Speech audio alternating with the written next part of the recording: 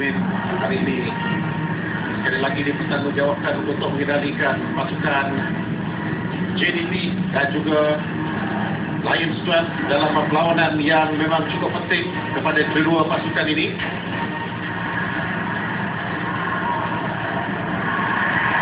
Safik bernafak dengan Isa Khalid. Yunus terus menyerang. Diana Yunus keluar untuk Diana Yunus. Gol yang pertama. Sedikit salah faham yang berlaku dan Yunus pantas untuk menghukum antara Izwan Mahmud dengan Safwan Mahrudin. Jadi di depan sekarang. Ya, kita lihat tadi lantunan bola tidak menyebelahi pihak Izwan Mahmud. Beliau menyangkutkan lantunan bola akan lebih laju, tetapi dia Nunes mencuri bola dan lantunan bola ini tidak sampai kepada beliau. Itulah yang berlaku. Syakir sebenarnya di situ. Ada Zino sebuah hampir. Lalu ke depan dilakukan Safi Salih.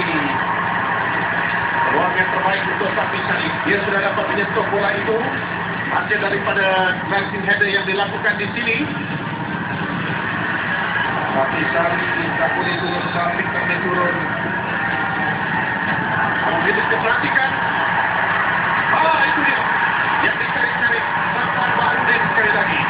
Minit ke-82 untuk menyekalkan rekod, mungkin mengekalkan rekod apa kalah selain daripada melemparkan kekuatan mereka sebagai transaksi.